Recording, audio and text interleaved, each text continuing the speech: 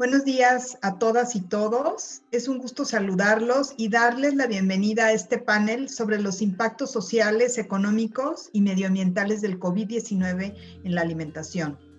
Para la Universidad Iberoamericana es un orgullo y un gusto compartir esta serie de charlas que hemos tenido, Conversar para Inspirar, con la organización México Actúa, dentro del marco del Día Mundial Hambre Cero de la FAO. La alimentación es factor determinante de la salud humana y de la sustentabilidad medioambiental en la Tierra. El reto es proveer dietas saludables a una población mundial en enorme crecimiento que se prevé llegará a los 10 billones de seres humanos hacia el año 2050, a partir de sistemas alimentarios sostenibles. Actualmente, más de 800 millones de personas viven con inseguridad alimentaria. Las dietas actuales han contribuido a las enormes tasas de enfermedades crónicas no transmisibles que tenemos debido al tipo de alimentos que se están ingiriendo. Alimentos ultraprocesados que son ricos en azúcares, en sodio, en grasas saturadas, etc. En muchas regiones el consumo es excesivo y en otros es muy por debajo de lo que debería de ser. Entonces, las dietas que tenemos han contribuido a los enormes problemas de salud pública con los que enfrentamos. Enfermedades cardiovasculares, diabetes, obesidad. En México, por ejemplo, que tenemos la mayor prevalencia de obesidad y sobrepeso del mundo, cerca del 75.2% de los adultos viven con sobrepeso y obesidad en nuestro país. 1 de cada 4 adolescentes, 1 de cada 3 niños. Es un problema enorme. Diabetes, cánceres, etcétera. Y también hay una doble carga de la enfermedad por este tipo de dietas. Por otro lado, la producción de alimentos está amenazando la estabilidad y la resiliencia de los ecosistemas y constituye el mayor promotor de degradación y de transgresión de los límites planetarios.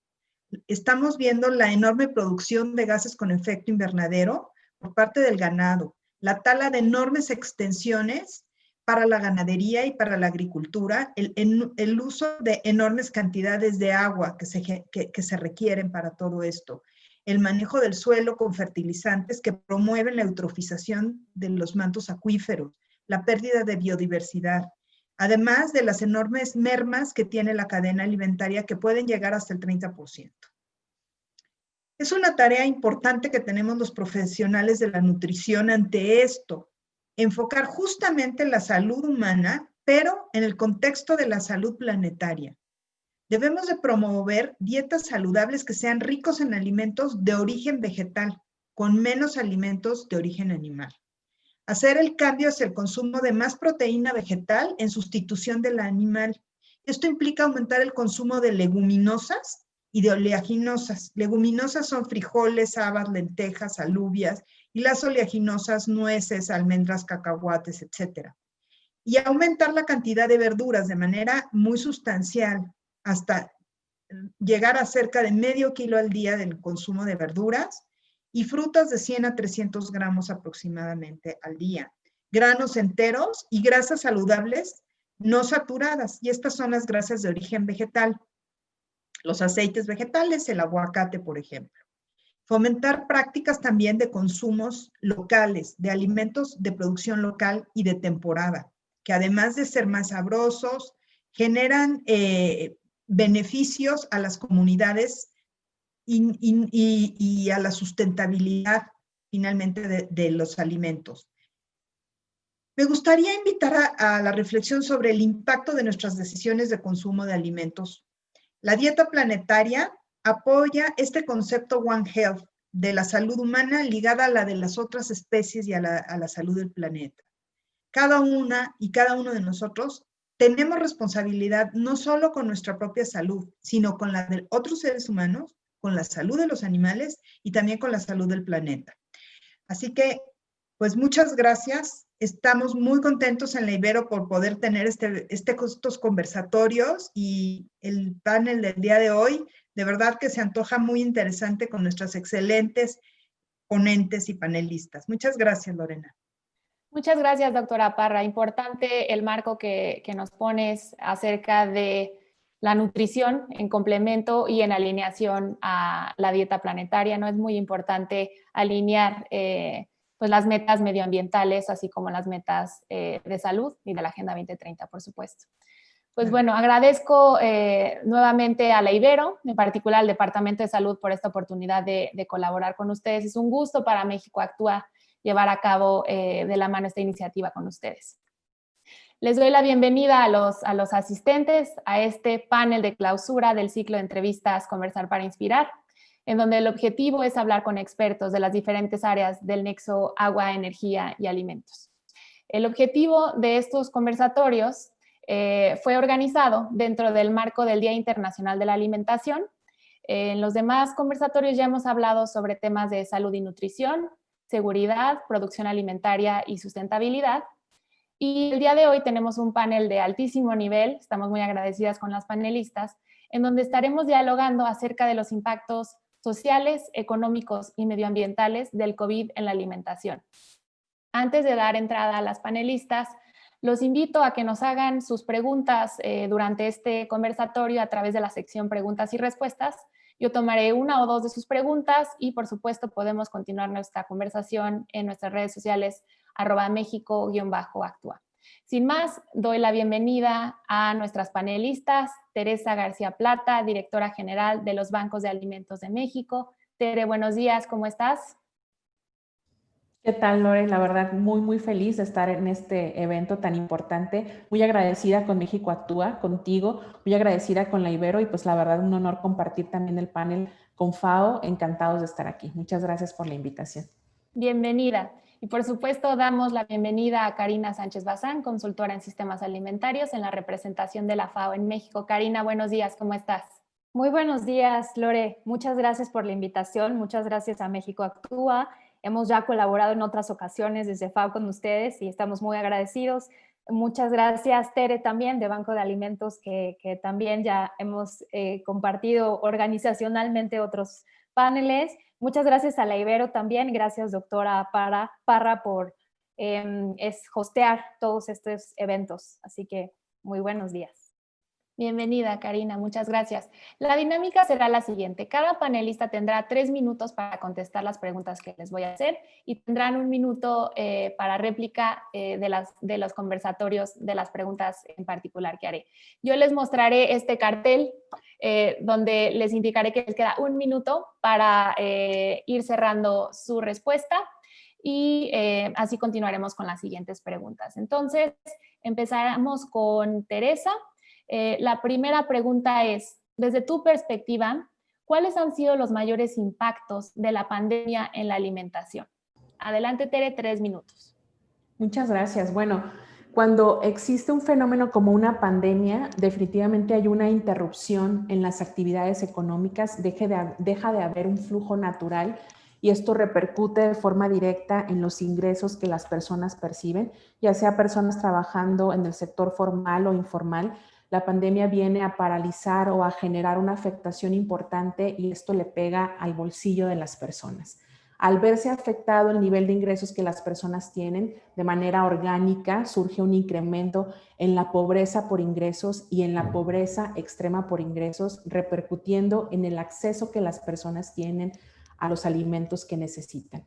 Es un hecho, lo hemos visto en estos meses, que el desempleo ha provocado que sean cientos de miles de familias que iniciaban un 2020 percibiendo un ingreso o hasta 2 ingresos en sus hogares y que hoy tienen nada, hoy tienen 0 ingresos y por lo tanto requieren asistencia alimentaria. Las cifras que el mismo Coneval ha publicado y que viene actualizando nos hablan de un crecimiento en personas que no tienen precisamente el recurso suficiente para adquirir la canasta básica. Ya veníamos de una situación complicada previa a la pandemia, hablar de más de 25,5 millones de mexicanos en carencia alimentaria, y cuando cerraba el segundo mes de oficializada la pandemia, Coneval nos decía hay 69,6 millones de personas sin ingresos suficientes para adquirir los alimentos que necesitan. Ese número se ha venido actualizando. Recientemente, Equide nos confirmaba el cálculo nuevo de la población en carencia alimentaria, es decir, sin el acceso recurrente y suficiente a los alimentos. para ubicarlo ya no en 25 millones y medio, sino en 50 millones de mexicanos. Definitivamente, de cara a las personas, de cara a la parte humana y social, nosotros en los bancos de alimentos de México vemos que esta es la afectación más importante, pero no la única. También la misma FAO, que aquí está mi compañera de panel, Karina, ha publicado y ha dejado ver en diferentes espacios que hay un incremento en la cantidad de alimento que se está perdiendo o desperdiciando a lo largo de la cadena de valor. Y bueno, como bancos de alimentos nos dedicamos justo a atender esta problemática doble o este problema gemelo, hambre y pérdidas y desperdicios de alimentos. También ahí veríamos un impacto muy importante en la repercusión que ha tenido la pandemia a nivel global, y por supuesto que México no es la excepción. Muchas gracias, Tere, y justo a tiempo, entonces también te agradezco eso. Karina, la misma pregunta. Desde tu perspectiva, ¿cuáles han sido los mayores impactos de la pandemia en la alimentación? 3 minutos. Muchas gracias, Lore. Yo me iría un paso atrás, que es importante resaltar más bien cómo nos encontró la pandemia, o sea, qué números y qué situación teníamos antes de la pandemia para poder entender lo que estamos viviendo ahora. Antes de la pandemia, más del 50% de los hogares en México tenían algún grado de inseguridad alimentaria, según las últimas cifras de la Encuesta Nacional de Salud y Nutrición. Esto quiere decir que pues la mitad de los mexicanos no tenían garantizado una cosa que en México es un derecho constitucionalmente reconocido en el artículo 4, que es el derecho humano a la alimentación sana, suficiente, nutritiva, ¿no? Así nos encontró la pandemia. Nos encontró con un problema grave de malnutrición, que esto, como bien lo decía la doctora Parra, tiene que ver con que tenemos en un mismo contexto conviviendo sobrepeso y obesidad, junto con estas carencias de micronutrientes, junto con lo que en FAO denominamos hambre, ¿no? Que es pues falta de acceso a la alimentación.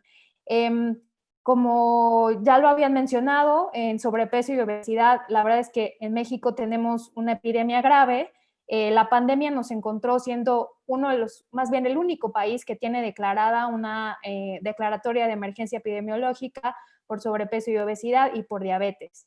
Entonces, con estos números llegamos a la pandemia y llegamos con unas expectativas de caída en el PIB que van entre el 9.1% y 9.4%, dependiendo de los datos que se vean, pero son datos de CEPAL o del Fondo Monetario Internacional. Y generalmente cuando hay una crisis que hace que se afecte el ingreso de las personas, directamente estamos hablando de que se afecta la seguridad alimentaria. ¿Por qué? Porque en gran porcentaje los ingresos van destinados a la alimentación. Entonces, un shock en el ingreso impacta directamente en la capacidad de las familias de poder adquirir alimentos. Entonces, si pensamos en que ya ven con la mitad de la población con un grado de inseguridad alimentaria, y ahora viene un shock en el ingreso, estamos en un momento muy crítico para evitar que esta crisis sanitaria se convierta en una crisis alimentaria, porque eso sería todavía más grave de lo que estamos viviendo ahora. Estamos así con una margen y una ventanita de tiempo pequeña para actuar y para actuar rápido, no solo a nivel México, pero a nivel regional. Cierro con una cosa con la que nos encontró la pandemia también, que es que somos la región del mundo donde es más caro comer saludablemente. Más o menos $4 al día por persona, y esto implica que 104 millones de personas en América Latina no tengan acceso a una dieta saludable. Gracias, Karina. Sí, es preocupante, como mencionas, cómo estábamos ya antes.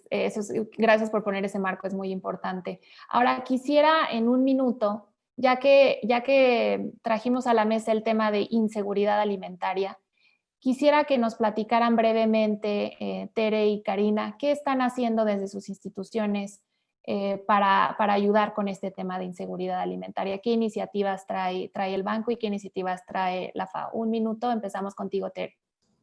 Claro que sí, pues nos dedicamos a eso. Desde hace 30 años tenemos bancos de alimentos en el país que tienen más de 30 años de estar trabajando, precisamente buscando promover la seguridad alimentaria en el país. Lo que hacemos es rescatar alimento de la cadena de valor, el que está en riesgo de perderse o desperdiciarse, integrar paquetes alimentarios con el mayor valor nutrimental posible y distribuirlo a personas que hemos identificado que tienen un nivel de inseguridad alimentaria. Así que incidimos de forma directa para ayudar al país, para ayudar a las comunidades en este tema de seguridad alimentaria y de encaminarnos a lograr hambre cero.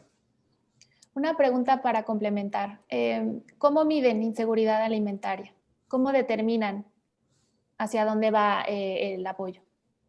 ¿Nosotros en bancos de alimentos? Sí, perdón. Sí, nosotros tenemos una herramienta basada en la medición de la pobreza multidimensional que sacaba Coneval. Es una herramienta viva que se viene actualizando y dependiendo de las respuestas que se den dentro de este cuestionario, nuestro sistema arroja el nivel de inseguridad alimentaria combinado con qué nivel de pobreza para identificar que la persona a la que vamos a apoyar realmente necesita este apoyo.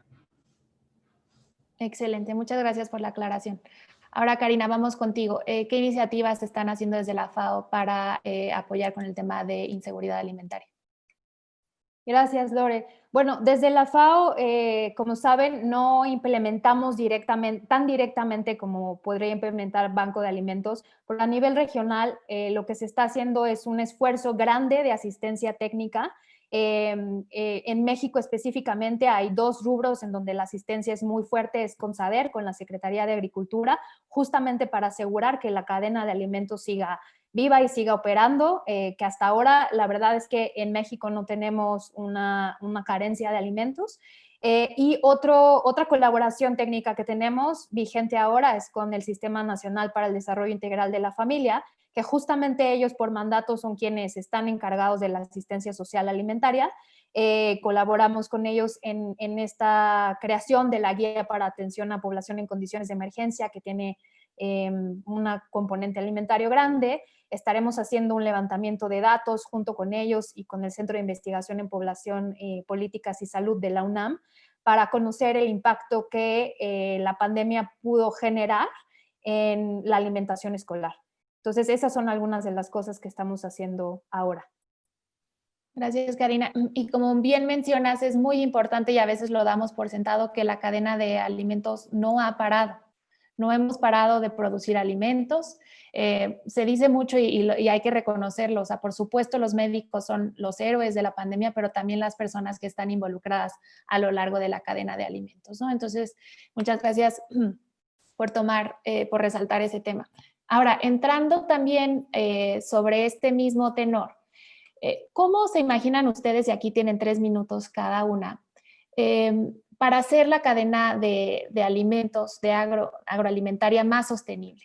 Tere, desde tu punto de vista, desde desperdicio de alimentos y cómo canalizar estos alimentos a las poblaciones más vulnerables, ¿cómo ves el trabajo de ustedes a lo largo de toda esta cadena? Gracias. Me gustaría partir de algo que mencionó Karina, que es trascendental, que no existe carencia de alimentos en México. Y es algo que siempre estamos reforzando. En México hay alimento suficiente para todos y aún así tenemos a millones de mexicanos en carencia alimentaria. Es increíble, ¿no? Que sea nuestra realidad y que debería llevarnos esto a la acción. Bueno, para hacer una cadena agroalimentaria sostenible y resiliente tiene que aportar beneficios, tanto el tema de ganancias, pero beneficios específicos a la población y al planeta. Entonces, por nuestro modelo de acción, estamos convencidos de que una forma clave de hacer más sostenible y resiliente a la cadena es contemplar acciones que prevengan las pérdidas y desperdicios de alimento en ella. Ocurren desde el origen, desde la cosecha y poscosecha, e incluso en países como el nuestro es donde hay más alimento perdido en esta etapa inicial. Por eso hace tanto sentido lo que FAO refuerza con el tema de asistencia técnica. Se necesita no producir más necesariamente, sino producir mejor, pensando en el impacto actual, en el impacto futuro de esta producción de alimentos y contemplar las medidas necesarias para que el alimento no se pierda. Esto contamina e implica perder recursos económicos e importantes, además de todo el esfuerzo que nuestros productores invierten en generar el alimento. Hoy sabemos, gracias al estudio de Banco Mundial, que se desperdicia en México el 34% de la producción alimentaria, por lo menos. siendo en el campo y en la poscosecha la mayor oportunidad, pero existiendo en cada uno de los eslabones de la cadena una oportunidad de rescate. Mejorar la eficiencia en la producción es una forma de hacer cadena mucho más sostenible y contemplar justamente en este modelo de la cadena de suministro en el campo y en la industria acciones que impliquen la redistribución de ese alimento que ya no se va a comercializar, pero que puede aprovecharse. Insertar un modelo como el de los bancos de alimentos dentro de la cadena agroalimentaria es un factor que le daría mayor sostenibilidad y resiliencia a esta cadena.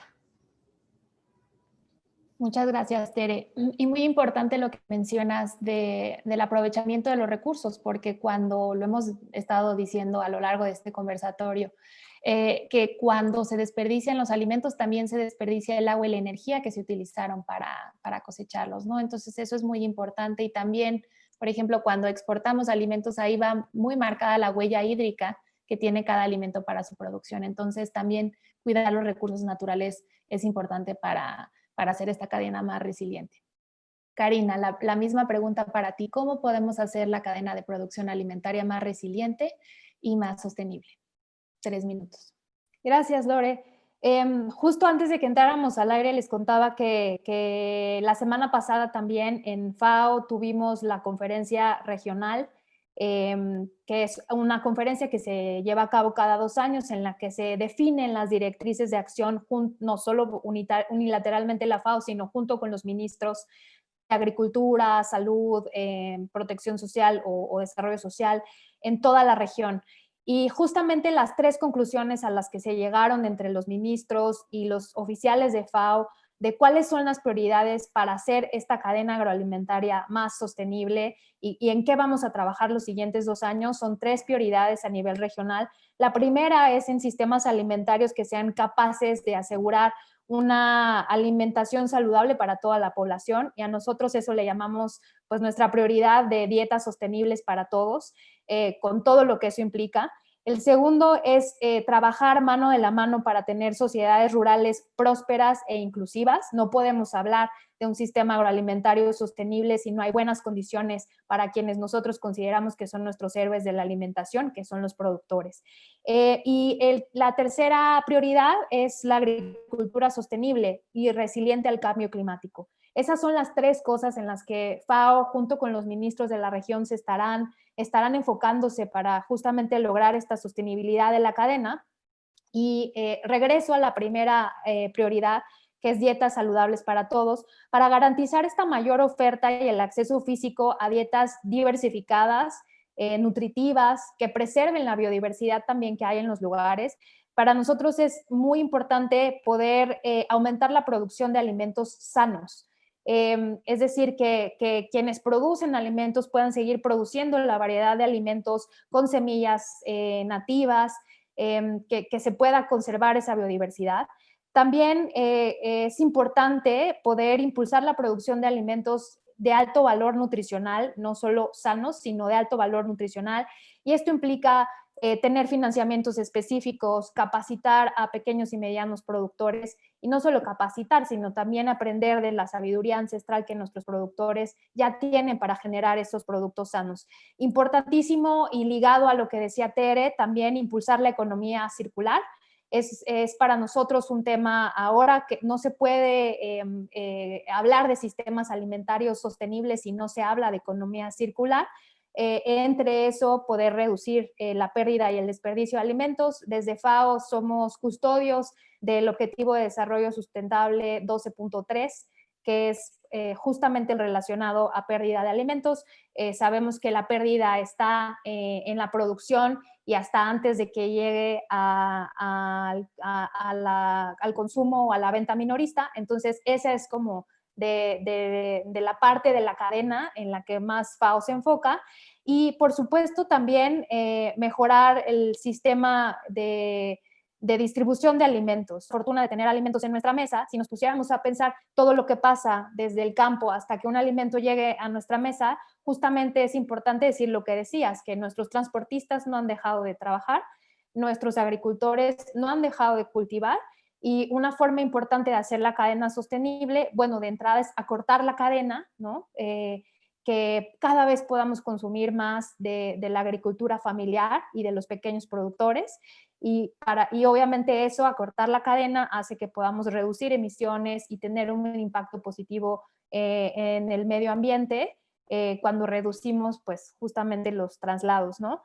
Y por supuesto, también mejorar la calidad y la inocuidad de los alimentos. O sea, es importante también pensar en todas las tareas que implican garantizar que los alimentos sean inocuos cuando llegan a donde nosotros los podamos comprar o llegan a nuestra mesa. Y por supuesto, una cosa importantísima para FAO ahora es el desarrollo tecnológico. Todas las herramientas tecnológicas que hoy tenemos, que pueden ser aprovechadas para la agricultura y para tener una agricultura más sostenible, son relevantes poderlas socializar y que los países las adopten. Desde FAO hace como un mes más o menos, se publicó una herramienta de datos geoespaciales impresionante, donde los ministerios de agricultura pueden usar, son datos públicos, son datos abiertos para la toma de decisiones. Y no podemos dejar la tecnología de lado si queremos hacer una cadena sostenible. Muchas gracias. Excelentes puntos a los cuales estaremos regresando durante este diálogo. Primero quisiera retomar el tema de la distribución de alimentos, muy importante. Como mencionó la doctora Parra al principio, hay que también tratar de consumir alimentos de temporada, ¿no?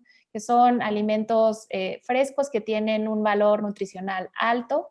Y al acortar las cadenas también estamos garantizando que los alimentos frescos pues lleguen con las vitaminas y minerales que contienen naturalmente, ¿no? Porque sabemos que durante ese proceso se pueden perder un gran porcentaje de esas vitaminas y minerales. Entonces, Tere, aquí es un minuto, es una pregunta corta. ¿Cómo ves tú, cómo se puede eficientar esta distribución de alimentos? ¿Qué hacen desde Banco de Alimentos para distribuir los alimentos? ¿Cómo es su estrategia? Un minuto. Precisamente es nuestra parte fuerte del modelo operativo, una distribución eficiente de logística, porque ahorita lo mencionaba Karina, no ha parado la producción en el campo, pero sí ha habido una contracción en el mercado, sí ha habido menos consumo. Esto significa que lo que se está produciendo no se está consumiendo y ahí entramos nosotros. Nuestro modelo nos permite hacer alianzas con los productores, desde los más pequeñitos hasta los más grandes, para conveniar que todo ese producto excedente que por alguna razón de estética, de precio, de colapso de mercado por una situación extraordinaria como la que estamos viviendo, ya no va a ser aprovechado, se entregue en donación a los bancos de alimentos de México, y con esto nosotros, con una flotilla de más de 400 vehículos y con servicios contratados de flete, vamos a los campos, hacemos la pizca, la recuperación del alimento para una distribución que tiene que ser inocua y extraordinariamente oportuna, buscando distribuir a estos 55 bancos de alimentos para que a su vez ellos se entreguen de forma segura este alimento a la población, acompañando de orientación nutrimental, promoviendo alimentación saludable gracias a este alimento que podemos entregar. Así es como trabajamos, justo en el tema de redistribuir el alimento para evitar sus pérdidas y desperdicios.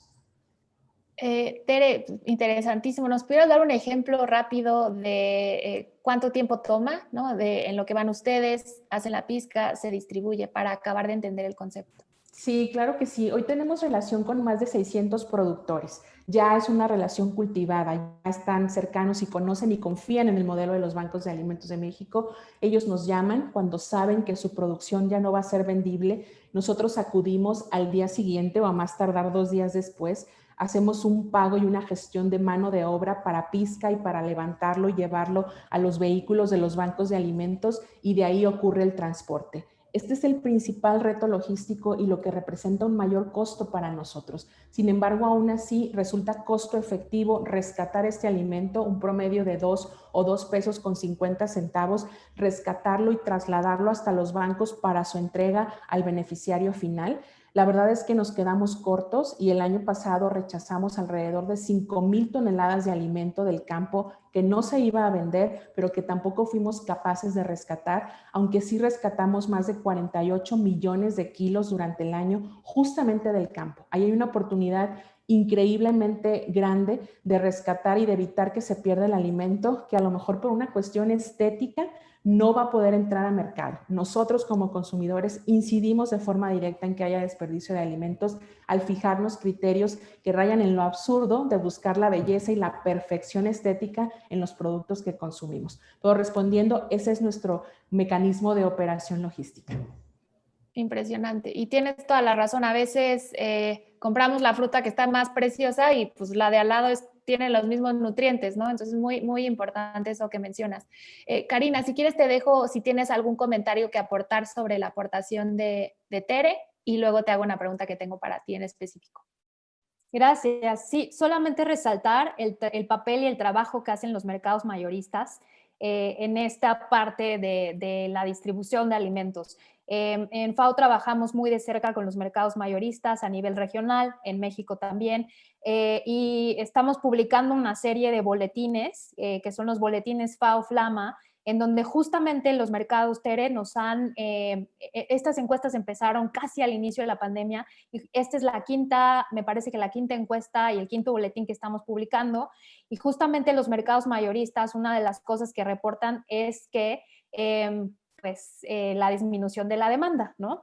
Ellos siguen teniendo oferta de alimentos, están trayendo los alimentos a los mercados que nosotros en México los conocemos como centrales de abasto, pero la demanda sí disminuyó. Y disminuyó por varias razones. Muchas de estas centrales de abasto tienen unas ventas grandes a hoteles, a restaurantes, tienen incluso como ventas prepagadas o precompradas, y justamente en parte de las medidas sanitarias que fueron poder cerrar hoteles y restaurantes impacta directamente pues al desperdicio de alimentos cuando no se lograron colocar, ¿no? Entonces, solamente decirles que los mercados ahora ya van recuperándose, que para nosotros una parte importante de poder reavivar la cadena alimentaria es justamente si hay una cosa que podemos hacer, es obviamente respetando las medidas sanitarias con cubrebocas, con gel, y con todas las medidas que conocemos, comprar y consumir en tu mercado local.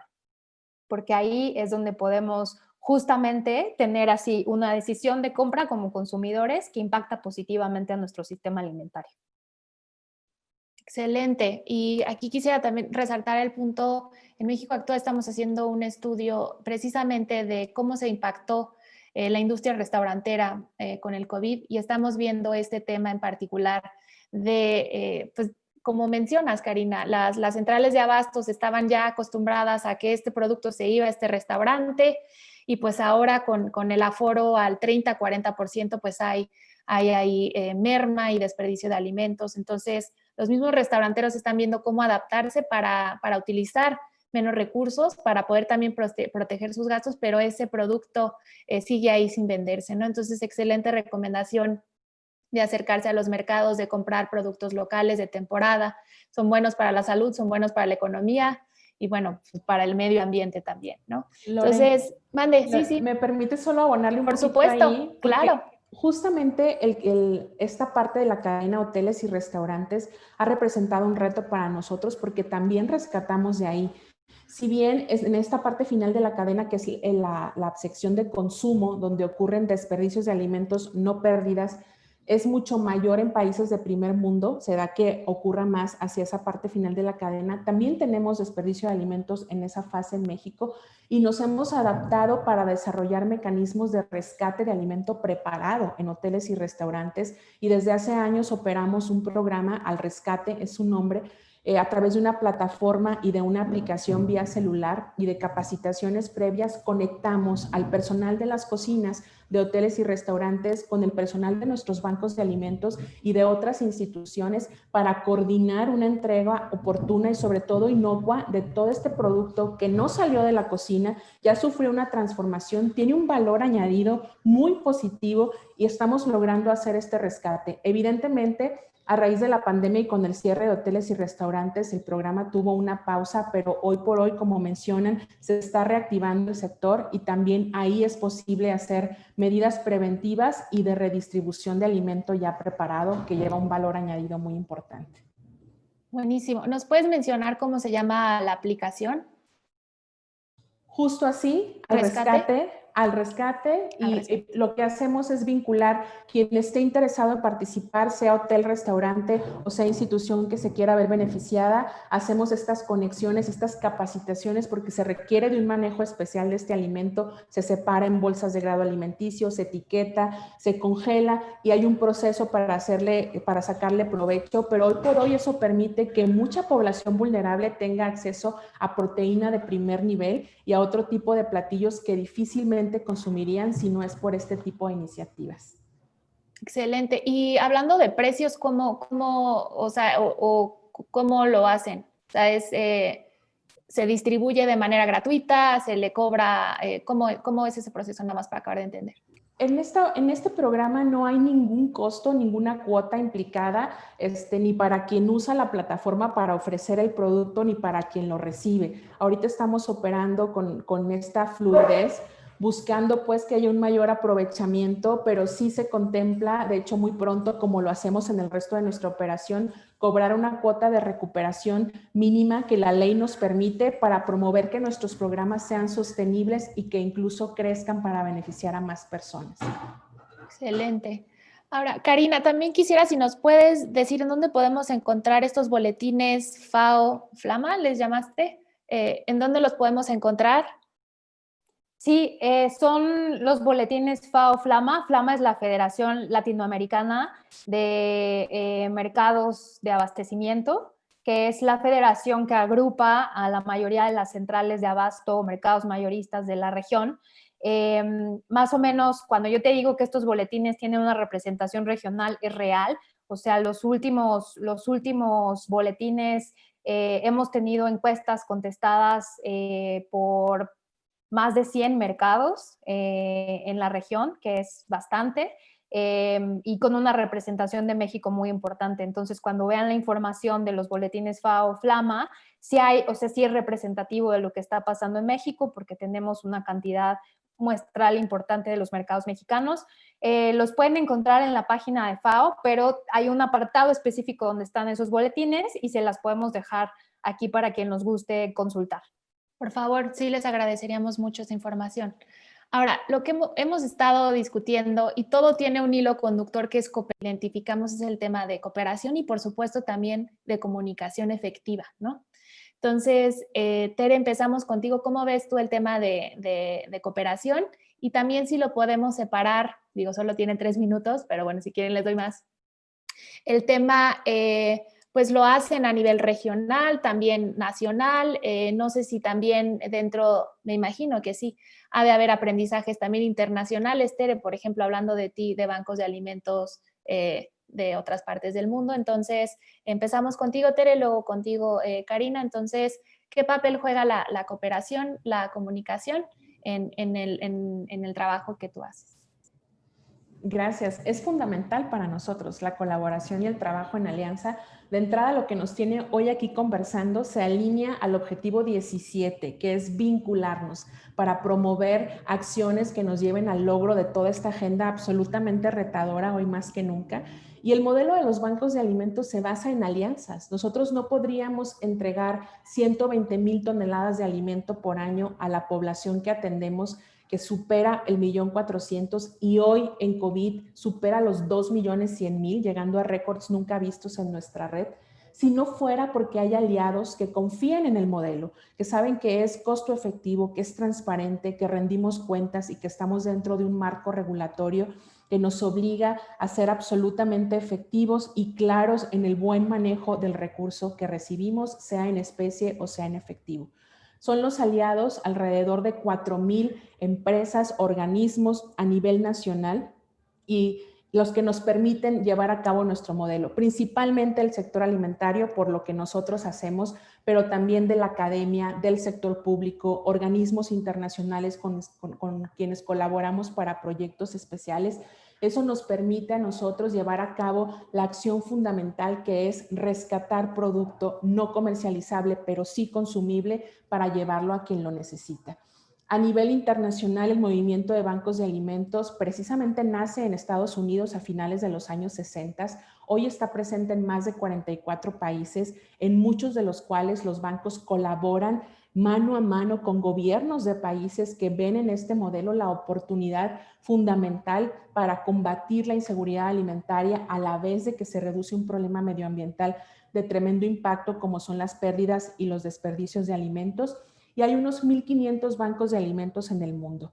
Somos cofundadores, la Red Mexicana de Bancos de Alimentos, BAMEX, hace unos 2006, en el 2006, justo en México, justo en Los Pinos, se forma la Red Global de Bancos de Alimentos en unión de la Red Argentina de Bancos de Alimentos, de la Red de Estados Unidos, de Canadá y la de México. Se decide fundar y hoy por hoy es un movimiento trascendente que tiene gran peso precisamente por el impacto que le da a dos problemas de primer orden y de que abona positivamente al objetivo 2 de hambre cero y al 12.3 de la reducción al 50% de pérdidas y desperdicios de alimentos. Alianzas en lo privado, alianzas con lo público, con objetivos muy claros, mover la aguja de estos problemas que son tan relevantes hoy en día, verdaderamente para nosotros poner, como decía Karina, el derecho a la alimentación como prioridad, a la persona como centro, es lo que debería regir iniciativas de política pública, colaboraciones y demás, y hacia allá hemos encaminado los esfuerzos más allá de la relación aliado que dona, organización que recibe. Buscamos trascender con acciones que repercutan en el mediano y largo plazo con estas cooperaciones que mencionas. Padrísimo. Y de verdad, pues me sumo a la felicitación. Hacen un trabajo excepcional y me encanta ver ese tipo de cooperación también internacional porque mucho pueden aprender de lo que están haciendo ustedes también y de la misma manera ustedes coordinar y aprender lo que están haciendo de manera internacional. Entonces, muchas felicidades, Tere. Gracias. Ahora, Karina, igual, o sea, ustedes desde la FAO, el tema de cooperación pues es fundamental, ¿no? El tema de trabajar con los gobiernos, con sociedad civil. Me encanta cómo elevan la importancia de los diferentes actores para ustedes, con base en esa información, dar sus reportes, hacer sus recomendaciones. Entonces, si nos pudieras hablar un poco de qué papel juega la cooperación y comunicación dentro de la FAO para alcanzar estos objetivos. Gracias, Lore. Pues sí, nosotros trabajamos con una brújula muy retadora, que son los Objetivos de Desarrollo Sostenible, y el 17 es justamente alianzas para lograr estos objetivos, ¿no? El trabajo de la FAO no podría concebirse sin alianzas. Uno de nuestros mandatos primordiales es colaborar con los gobiernos justamente para lograr el objetivo 2, que es hambre cero. No podríamos hacer en México, ni a nivel regional, ni a nivel internacional, ningún tipo de trabajo si no estuviéramos coordinados y colaborando con nuestra contraparte más natural, que generalmente es la Secretaría de Agricultura en los diversos países. Sin los gobiernos no podríamos hacer el trabajo que hacemos, pero no solamente sin los gobiernos. Justamente también les comentaba hace ratito que hoy en la mañana se inauguraron las sesiones Hambre Cero, las sesiones parlamentarias Hambre Cero, donde los frentes parlamentarios contra el hambre de toda la región latinoamericana colaboran y exponen porque las buenas prácticas o los hallazgos importantes de un frente parlamentario, de un grupo de parlamentarios que haya funcionado en un país, se comparten hacia otros países, ¿no? Entonces tenemos colaboraciones regionales que son como las que les tenemos mucho cariño porque son con nuestros colegas de Latinoamérica. A nivel parlamentario, tenemos colaboraciones a nivel académico también. Varios de los institutos de investigación más importantes en salud, alimentación, nutrición de la región colaboran con FAO, pero también colaboran entre sí de manera conjunta para producir evidencia científica que nos ayude a tomar decisiones. Entonces, pues ahí va, ¿no? Con los parlamentarios, con la academia. A nivel del sistema de Naciones Unidas también, como ustedes saben, hay varias agencias de Naciones Unidas y es importante colaborar entre nosotros. En México trabajamos muy de cerca estos temas con UNICEF, con la Organización Panamericana de la Salud, también con PNUD, ¿no? Entonces, para nosotros no hay manera de trabajar si no fuera en cooperación internacional. Y por supuesto, sin olvidar también de la mano con las agencias de cooperación y desarrollo internacional de cada país. En el caso de México, la colaboración con Amexid es sumamente relevante e importante. AMEXID ha impulsado los esfuerzos de los frentes parlamentarios, es un actor estratégico a la hora de tener estos impactos internacionales y estas colaboraciones internacionales. Entonces, pues básicamente nuestra red de colaboración es muy amplia y una parte de la red que hemos empezado a ampliar y que probablemente en momentos anteriores no era tan amplia, es la colaboración con la sociedad civil. Para nosotros también en los temas de alimentación y en cualquier otro tema, la sociedad civil tiene una voz potente, tiene una voz poderosa, tiene muchas capacidades. La sociedad civil mexicana en temas de alimentación es modelo para la región latinoamericana y también esa colaboración para nosotros es importante. Muchas gracias. Y pues bueno, a la prueba estamos que aquí estamos representando de los 4 sectores. Entonces, algo que también me gustaría resaltar el tema que mencionaste de proporcionar evidencia científica para la toma de decisiones. Recuerdo muy al principio de la pandemia tuvimos oportunidad de platicar con la señora Lina Paul y ella fue muy enfática, nos tranquilizó porque ella dijo, la cadena de alimentos no va a parar, ¿no? Estamos cooperando con los diferentes ministerios de agricultura de la región.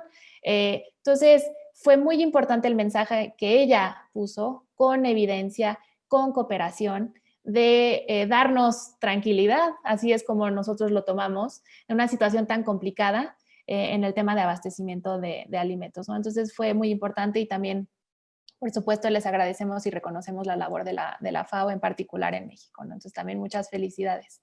Ahora, no puede ser, pasó el tiempo volando.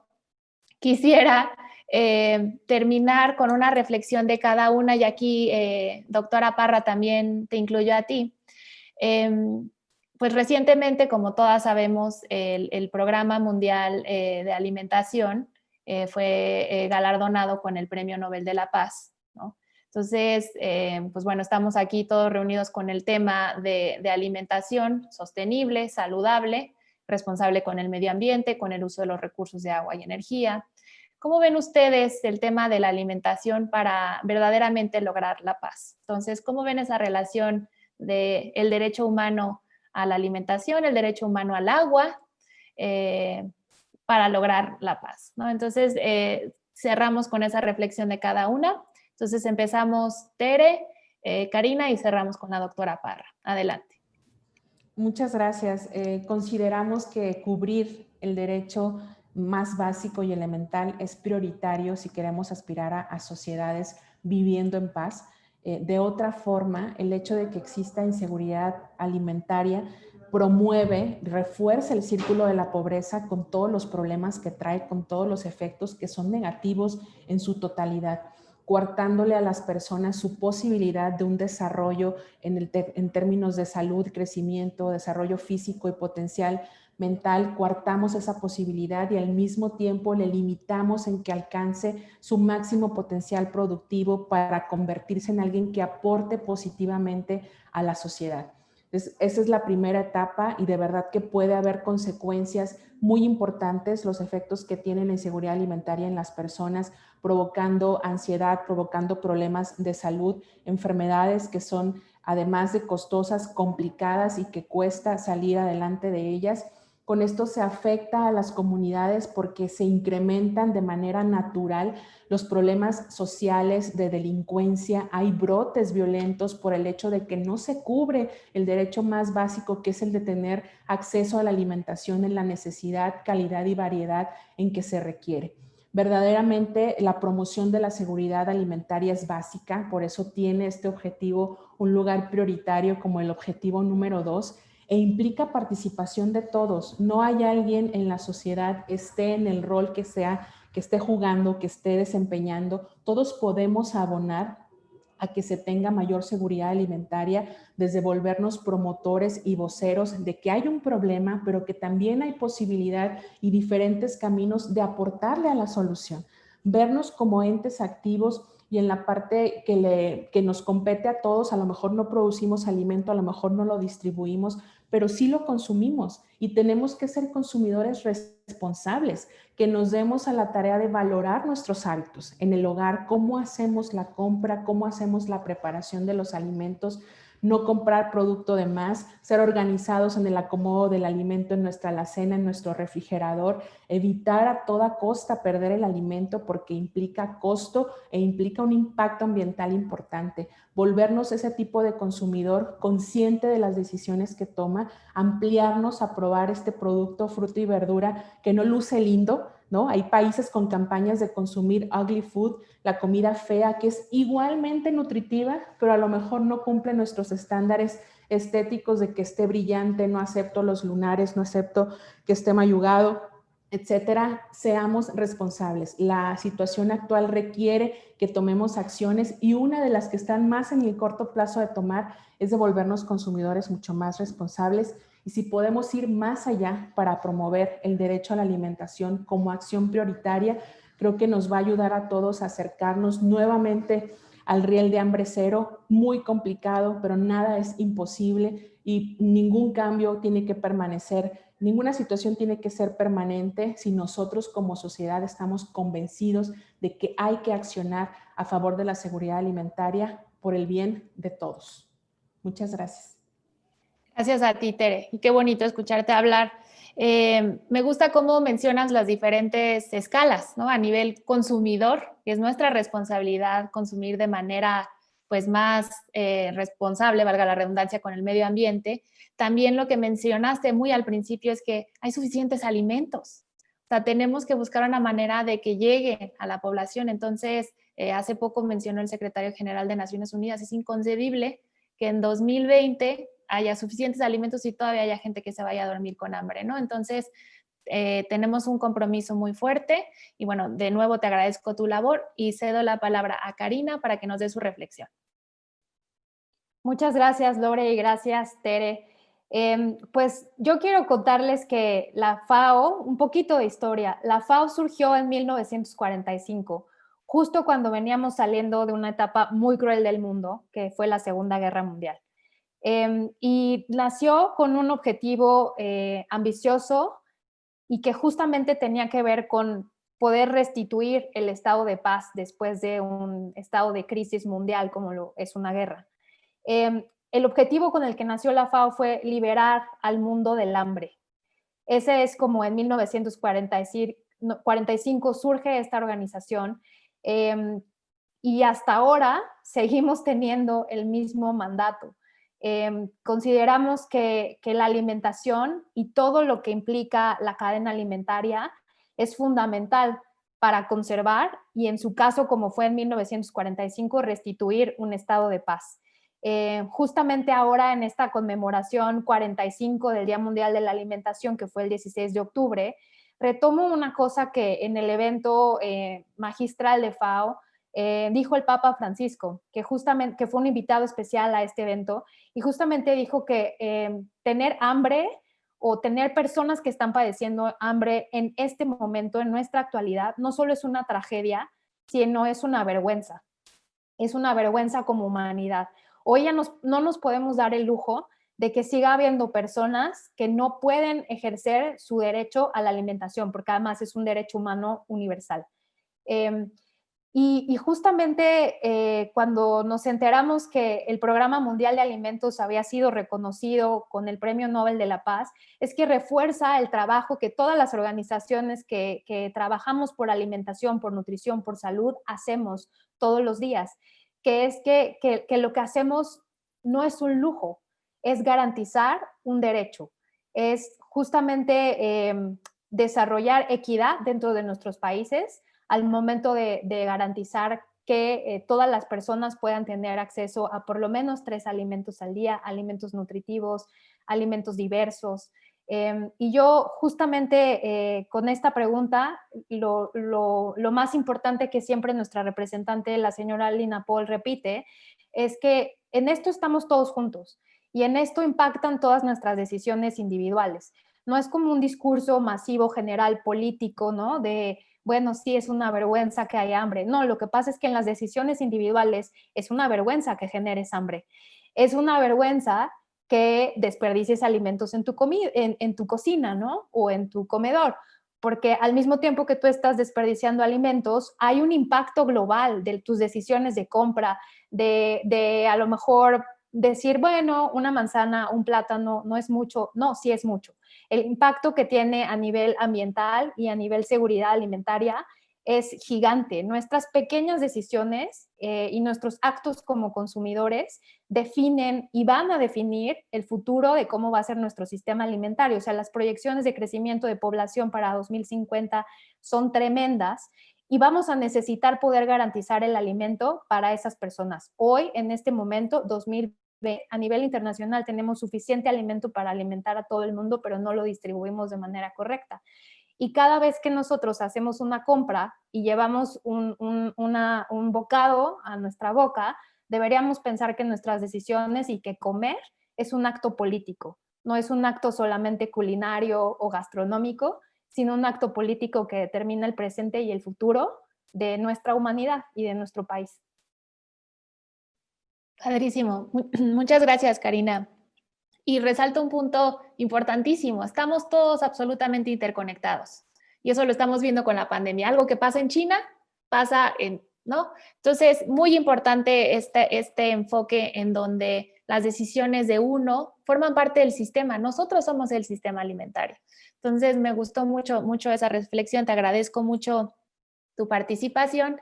Y pues bueno, le pediría a la doctora Parra que nos diga por qué es tan importante la alimentación y la buena nutrición para el desarrollo humano, ¿no? Para garantizar, pues tal vez un acceso a poder aprender mejor en las escuelas, a tener un mejor trabajo, a poder ser un mejor ciudadano. Entonces, doctora Parra, adelante con su reflexión.